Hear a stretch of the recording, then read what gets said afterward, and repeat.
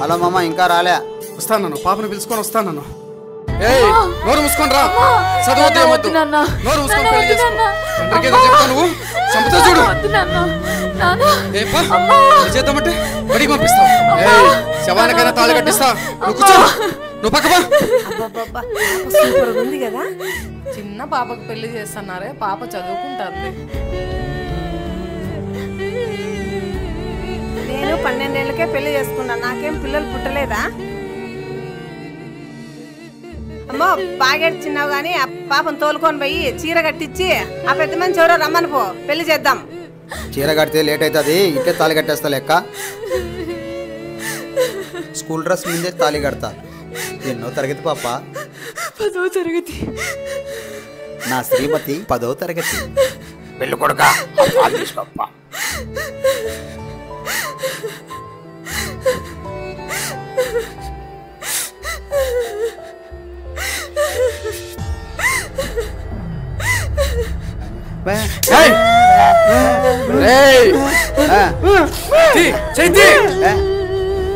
పాప పెళ్లి ఒప్పుకోకపోతే నిన్ను చంపుతా. ఇంట్లో శవం పోవడం కంటే నేను పోవడం ముందు ఈ పెళ్లి చేసుకుంటానన్నా, ఈ పెళ్లి చేసుకుంటానన్నా.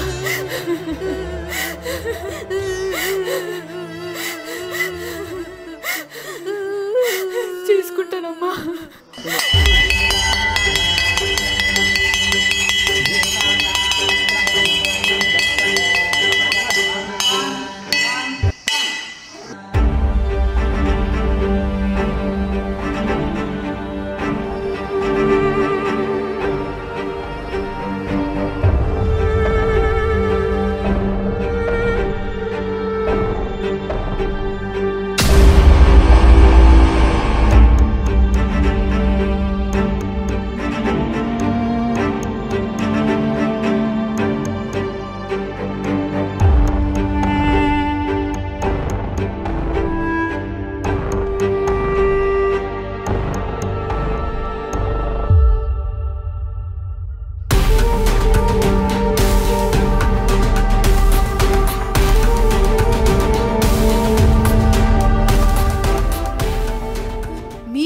కొన్ని హక్కులున్నాయి తెలుసా? మొదటిది జీవించే హక్కు, 2 పాల్గొనే హక్కు, 3 రక్షణ పొందే హక్కు, 4 భాగ్యస్వామ్యపు హక్కు. ఈ హక్కులకి ఎక్కడ భంగం కలిగినా కూడా మన ప్రభుత్వమే మీ దగ్గరికి కదలి వస్తుంది. దీనికి కొన్ని టోల్ ఫ్రీ నెంబర్స్ కూడా ఉన్నాయి. 1098కి కాల్ చేసినా లేదా డైల్ 100 కాల్ చేసినా కూడా మన సమస్యలు పరిష్కరించబడతాయి. అమ్మా లే, దాన్ని పట్టుకోండి రా.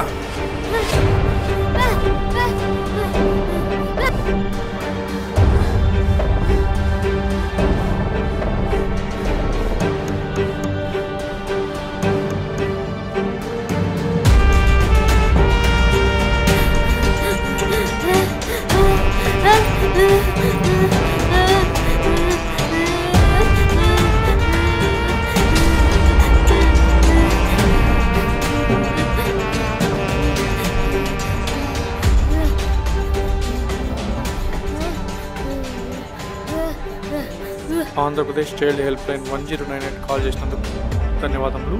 చెప్పండి, మీకు ఏ విధంగా సహాయపడగలము? కాటనకాలలో చిన్న బాబాకు పెళ్లి జరుగుతుంది, తొందరగా చెప్పండి.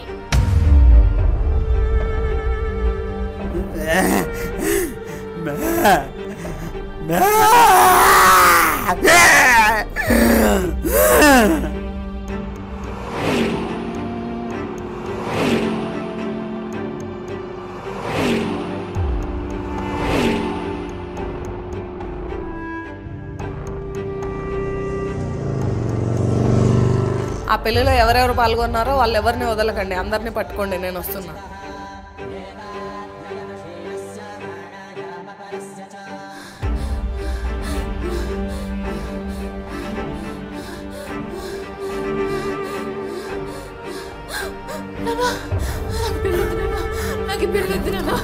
దొరికిందిలే.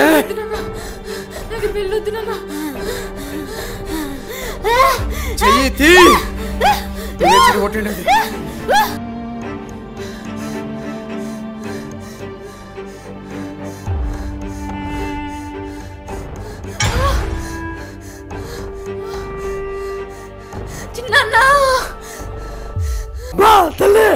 ఏమైందమ్మా? లే, ఎవరైనా కొడుకు ఏమైందమ్మా? తల్లి ఎవరు కొట్టారు? లే, నీ అక్క నా కొడుకు.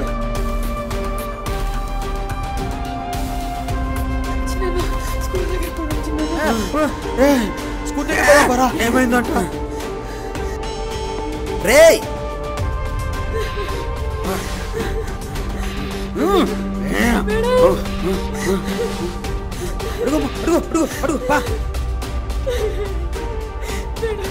అయ్యో అయ్యో ఏమైందమ్మా?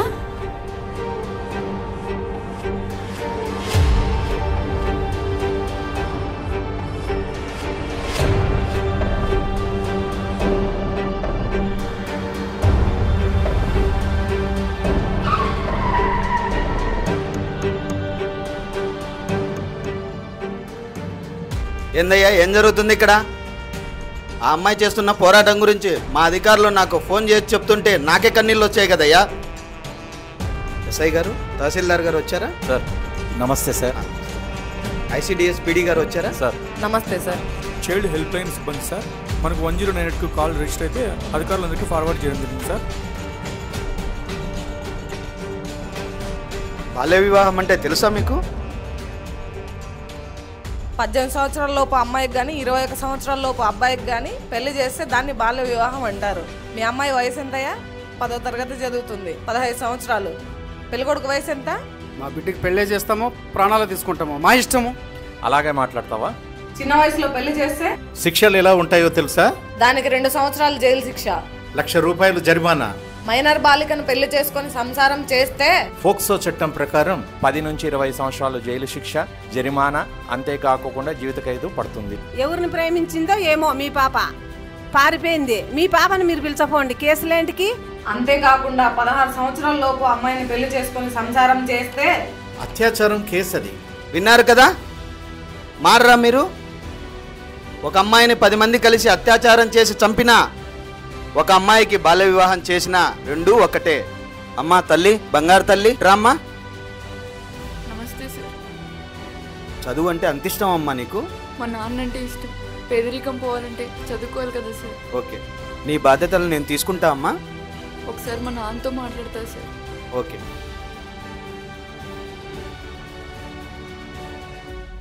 పుస్తకాలు మోయాల్సిన వయసులో పసుపు తాడు మోయాల నాన్న. బడి గంటల మధ్య బాల్యాన్ని గడపవలసిన నేను పెళ్లి మంత్రాలతో పాడెక్కాల నాన్న. అనుకున్న గమ్యాన్ని చేరవలసిన నేను గర్భాన్ని మోయాల నాన్న. 10వ తరగతి పరీక్షలు రాసి ఫస్ట్ క్లాస్లో పాస్ అవ్వాల్సిన నేను గర్భ నిర్ధారణ పరీక్షలు చేయించుకోవాలా నాన్న. ఆడపిల్లల అంతరిక్షమే పడుగులు వేస్తుంటే నేను పెళ్లి మండపంలో 7 అడుగులు వేయాల నాన్న. పసితనంలోనే పెళ్లి చేసి రేపటి అమ్మను చంపకండి నాన్న. ఆడపిల్ల మీకు భారం కావచ్చు, తల్లిదండ్రులు మాకు భారం కాదు నాన్న, భారం కాదు. తాళి కట్టిన మరుక్షణమే నా తల ఉరికి వేలాడుతుంది. ఆ బాధ తట్టుకోలేక అమ్మ చనిపోతుంది, మా ఇద్దరిని కోల్పోయిన అన్న చనిపోతాడు, దాని తర్వాత నువ్వు చనిపోతావు నాన్న.